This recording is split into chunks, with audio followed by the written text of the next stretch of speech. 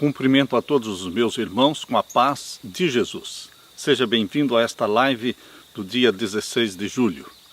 Um feliz sábado para todos vocês. Antes de começar o estudo da Palavra de Deus, vamos orar.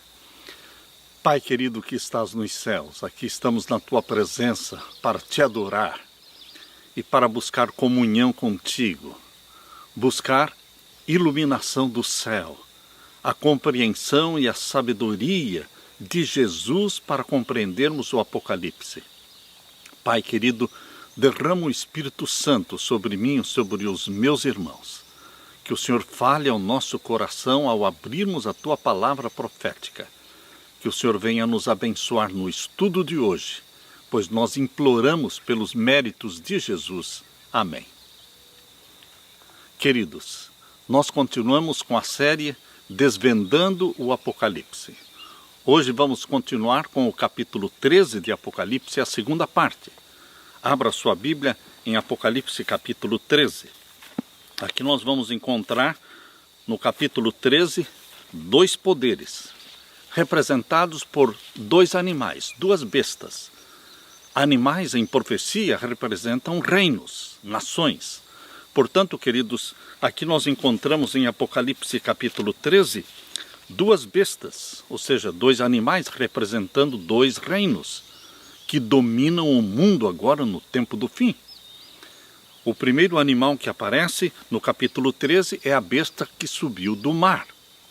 Nós já estudamos isso na última live, entendendo que a besta que subiu do mar é uma aplicação direta ao poder papal, que domina o mundo, o maior poder religioso do mundo. Mas existe um outro poder no Apocalipse capítulo 13, que está formando uma parceria. Eles estão juntos para o domínio mundial. E este poder é representado aqui pela besta que subiu da terra. Abra sua Bíblia e vamos ler Apocalipse 13, versos 11 em diante. Aqui nós lemos: E vi subir da terra outra besta, e tinha dois chifres, semelhantes aos de um cordeiro, e falava como o dragão. E o verso 12: E exerce todo o poder da primeira besta, na sua presença, e faz que a terra e os que nela habitam adorem a primeira besta, cuja chaga mortal fora curada. Aqui existe uma íntima relação entre a primeira e a segunda besta, entre esses dois poderes que trabalham juntos, queridos. Aqui menciona que a besta que subiu da terra exerce todo o seu poder para edificar, para exaltar, para restaurar e fazer com que o mundo todo se submeta ao poder papal, à besta que subiu do mar. Nós lemos então aqui no capítulo 13, verso 11, vi subir da terra outra besta e tinha dois chifres semelhantes aos de um cordeiro. Entendendo que animais em profecia representam reinos, nações, que reino, que nação está sendo representada aqui pela besta que subiu da terra? Exatamente no período em que o poder papal recebeu a ferida mortal, em 1798, que nação estava surgindo na terra? Em 1776 foi declarada a independência dos Estados Unidos da América do Norte. E em 1798 os Estados Unidos da América do Norte foram reconhecidos como nação. Em que ano? Em 1798. A França reconheceu os Estados Unidos da América do Norte como nação. Percebam, queridos, quando a ferida mortal foi dada contra o poder papal, surge na terra um outro poder, representado pela besta que subiu da terra. E este poder, representado pela besta que subiu da terra, usará toda a sua influência e poder para restaurar, para edificar, para exaltar e fazer com que o poder papal seja reconhecido no mundo inteiro. Queridos, a besta que subiu da terra só foi reconhecida como reino após a ferida mortal de 1798. São dois poderes. O segundo trabalha para restaurar, glorificar o primeiro, fazendo com que a terra toda o adore. E no livro O Grande Conflito, na página 440, nós lemos assim: que nação do Novo Mundo se achava em 1798 ascendendo ao poder, apresentando indícios de força, de grandeza e atraindo a atenção do mundo? A aplicação dos símbolos não admite dúvidas. Uma nação, e apenas uma, satisfaz as especificações desta profecia. Esta aponta insofismavelmente para os Estados Unidos da América do Norte. Grande Conflito, página 440. Queridos, a profecia diz no capítulo 13, verso 11, que a besta que subiu da terra parecia um cordeiro, mas não era um cordeiro. Parecia um cordeiro, mas a voz era de dragão, diz aqui. Vi subir da terra outra besta e tinha 2 chifres semelhantes aos de um cordeiro e falava como um dragão. Uma nação que parece cristã, mas é liderada, é governada por líderes que adoram o Deus da maçonaria. Queridos, 2 grupos vieram ao mesmo tempo para as colônias da América. Os cristãos puritanos estavam fugindo da perseguição na Europa e procuraram refúgio nos Estados Unidos da América do Norte. Os peregrinos, lembram-se vocês do Mayflower, que veio em 1620? Pois bem, 2 grupos estavam procurando refúgio nos Estados Unidos da América do Norte. Primeiramente, os cristãos puritanos e também os maçons. Queridos, 2 visões diferentes, puritanos e maçons. Exatamente como a profecia fala, uma nação que parecia cordeiro, mas falava como dragão. Quase como o nascimento de Esaú e Jacó, desde o nascimento da América, tem havido uma luta entre 2 forças, desde o útero. A América nasceu com propósitos cristãos, dos nossos queridos irmãos puritanos, mas, por outro lado, a América também foi liderada desde o seu primeiro presidente pelo ocultismo. George Washington era maçom do 33º grau. É um país em que o presidente toma posse fazendo juramento em cima de uma Bíblia. Em cima de uma Bíblia. Aparentemente, o país então é cristão. Mas, queridos, é uma Bíblia maçônica. É o esforço para unir o cristianismo com o ocultismo. Como pode um país que se parece como um cordeiro falar como dragão? Quem fala pelo país? Certamente quem fala pelo país é o presidente do país. A Casa Branca, na pessoa do seu presidente, é a voz da nação. Quando você olha para o mapa da cidade de Washington, você pode confirmar que a cidade de Washington, como um todo, é um monumento ao Deus da maçonaria. As grandes avenidas de Washington foram construídas com padrões maçônicos, incluindo o esquadro e o compasso e o pentagrama invertido. Queridos, desde o princípio, os líderes desta nação adoram o Deus de chifres, o Deus da maçonaria. Nós temos uma lista de mais de 20 presidentes americanos, todos maçons. George Washington, o primeiro, também Thomas Jefferson, James Buchanan, James Garfield, Warren Harding, Andrew Jackson, William McKinley, James Monroe, James Polk, Theodore Roosevelt, Franklin Delano Roosevelt e o seu vice-presidente Henry Wallace, William Taft, Harry Truman, Dwight Eisenhower, Lyndon Johnson, Gerald Ford, Jimmy Carter, George Bush pai, George Bush filho, Barack Obama. Todos estes líderes políticos ou foram enganados ou escolheram fazer um pacto com o anjo do abismo. O anjo do abismo mencionado em Apocalipse capítulo 9, verso 11, cujo nome é Abaddon. Abaddon é o nome do Deus da maçonaria. Todos estes líderes políticos escolheram se ajoelhar diante do Deus da maçonaria. Queridos, poucos políticos podem atingir a fama e o sucesso sem dobrar os joelhos a Baal na loja maçônica. ou numa outra sociedade secreta, como a sociedade secreta dos ossos e das caveiras, da qual a família Bush faz parte. Queridos, a cidade de Washington é reconhecida como uma cidade que tem grandes ídolos maçônicos. O pentagrama invertido está bem localizado na Casa Branca. Ali onde está a Casa Branca, ali as avenidas que circundam a Casa Branca formam a estrela de 5 pontas. Queridos, é uma nação que parece cordeiro, mas fala como o dragão. E a fala da nação vem da Casa Branca. No país em que se defende a separação entre igreja e Estado, a religião da maçonaria domina o governo americano. Queridos, num país em que os 10 mandamentos são removidos de edifícios públicos, eles aceitam os ídolos maçônicos. O escritor Ed Decker enfatizou o problema dos edifícios em Washington, dedicados com pedras angulares maçônicas. Os grandes ídolos maçônicos adorados na forma de monumentos, por exemplo, o monumento de Washington, o maior obelisco do mundo, um símbolo do falo, um símbolo do deus da maçonaria, um símbolo do deus Sol, Osíris, o deus egípcio. Queridos, o maior obelisco do mundo está em frente ao Capitólio americano. Mas o obelisco mais antigo do mundo está em frente ao Capitólio do Vaticano.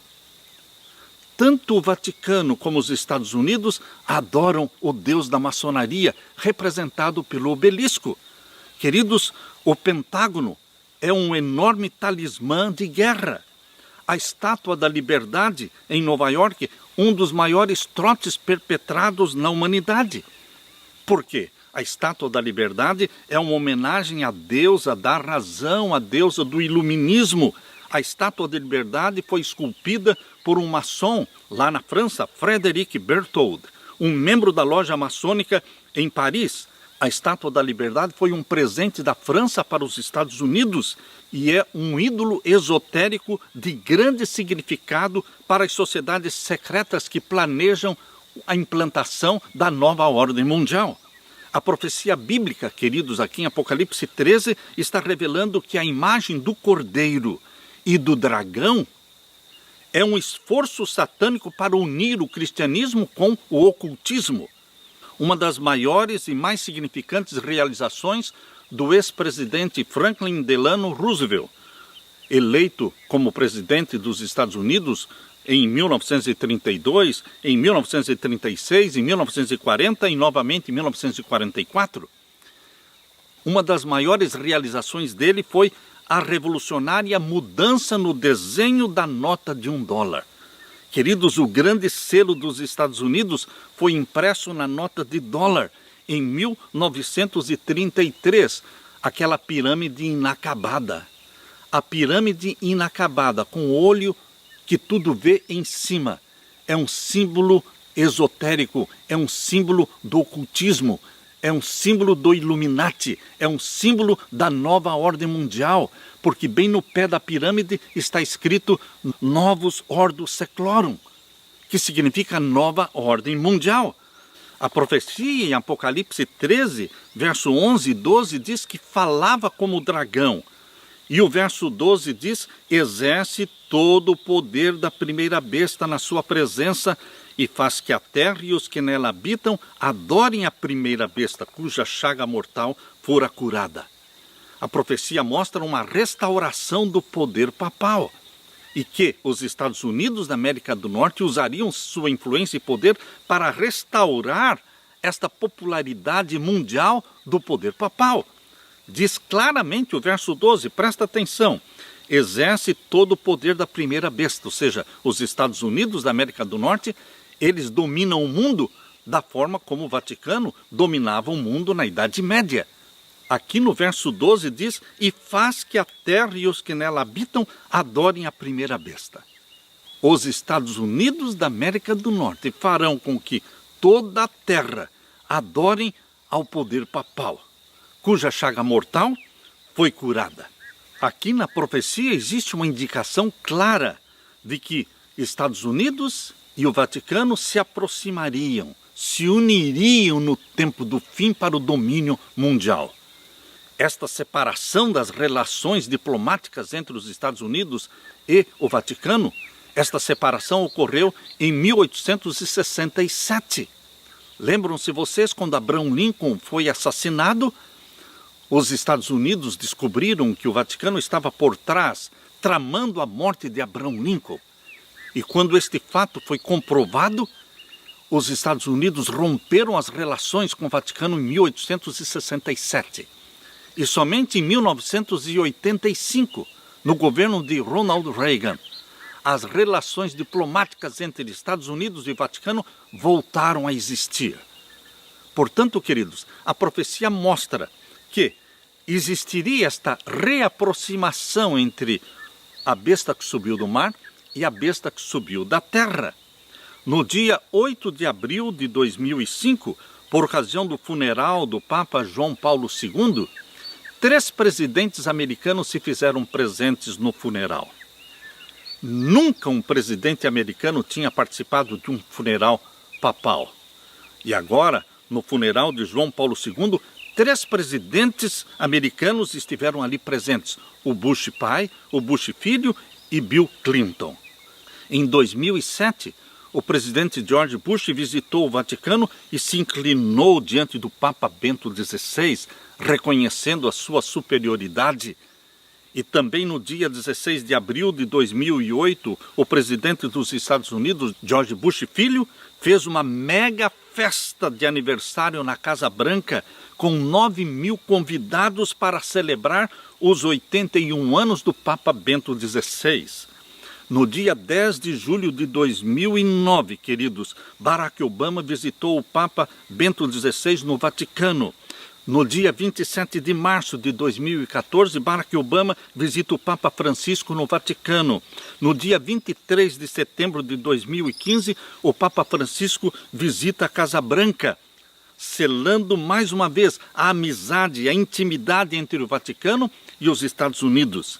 No dia 24 de setembro de 2015, pela primeira vez, um Papa fala no Congresso americano. No dia 25 de setembro de 2015, o Papa Francisco fez o seu discurso na ONU. Gradualmente, queridos, os 2 governos, o maior governo religioso do mundo, Vaticano, e o maior poder político e civil do mundo, Estados Unidos, gradualmente estão se unindo, se aproximando, exatamente como a profecia mostra. O escritor jesuíta Boyd Barrett, no seu livro Roma se curva para conquistar. Este livro foi escrito em 1935 e ali este escritor jesuíta disse: o Papa Pio XI está bem consciente de que a Igreja Católica não pode jamais sonhar em dominar novamente o mundo civilizado até que a América se ajoelhe humilde e penitente aos seus pés.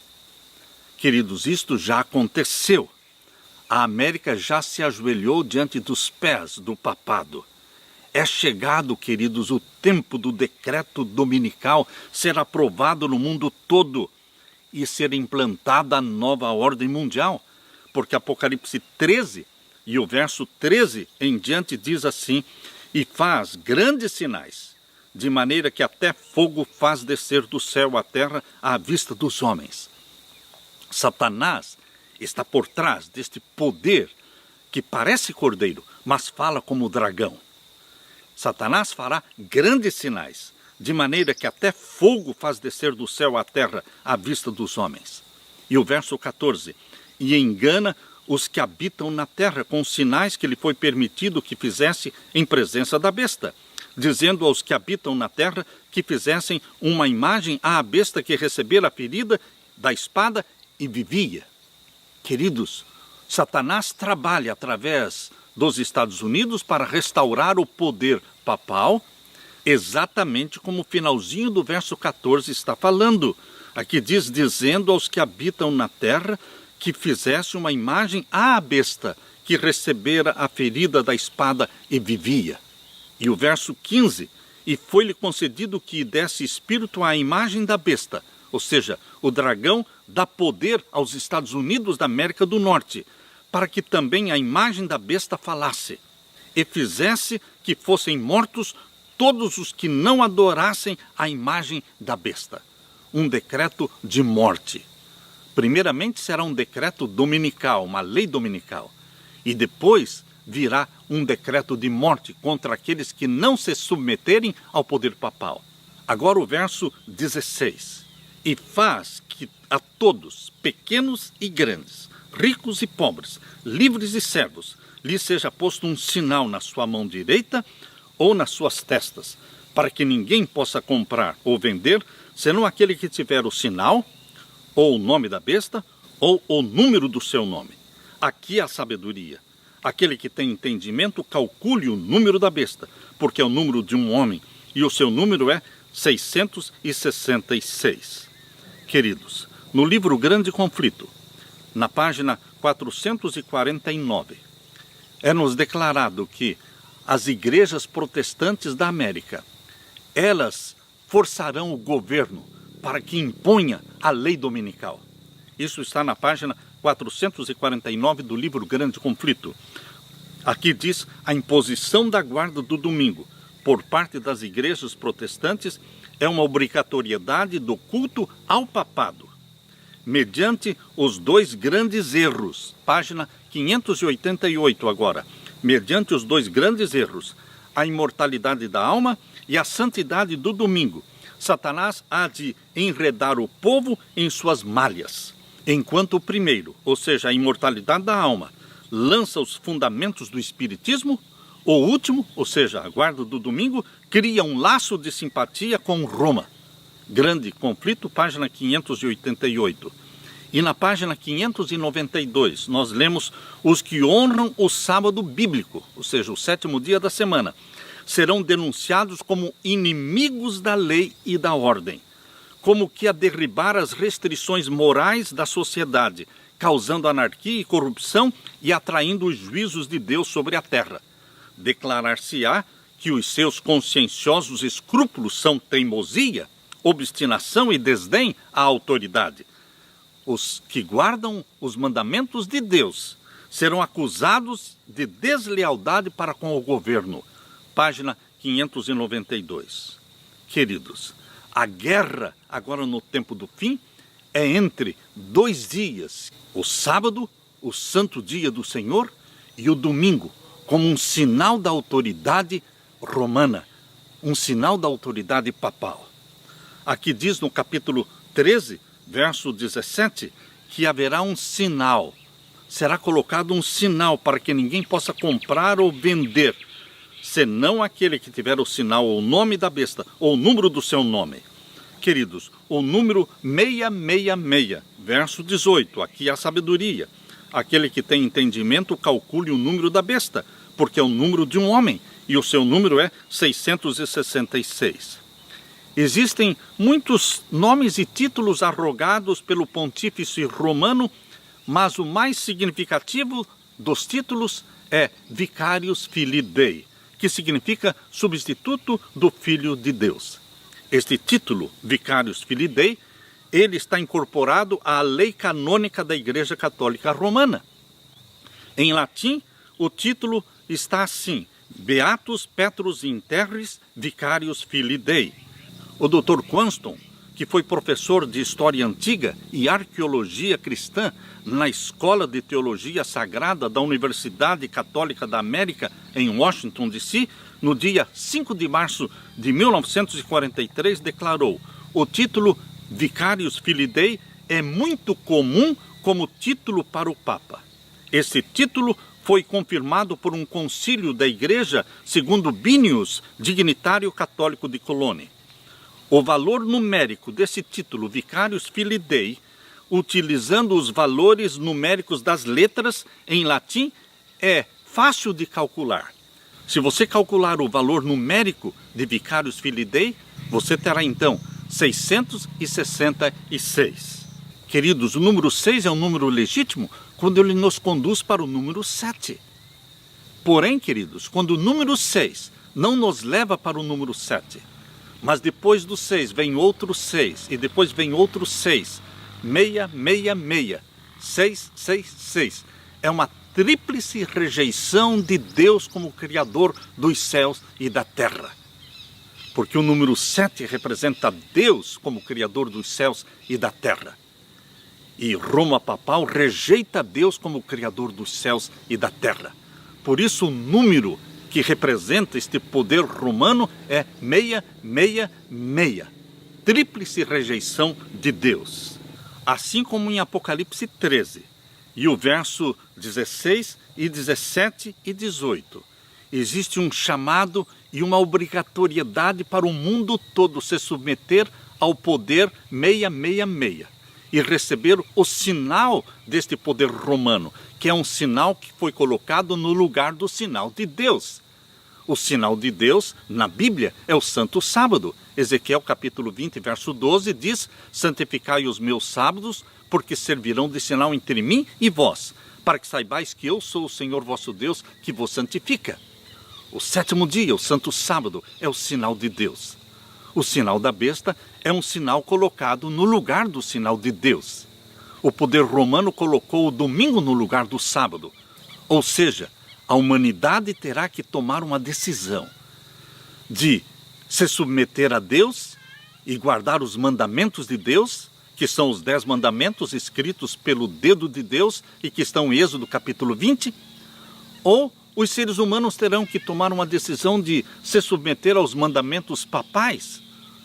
Um dos mandamentos que estão no catecismo romano diz guardar domingos e festas, em substituição ao lembra-te do dia do sábado para o santificar. A guerra agora no tempo do fim será entre a guarda do domingo ou a guarda do sábado. Queridos, vamos obedecer os mandamentos papais ou vamos obedecer os mandamentos de Deus? A quem você vai adorar?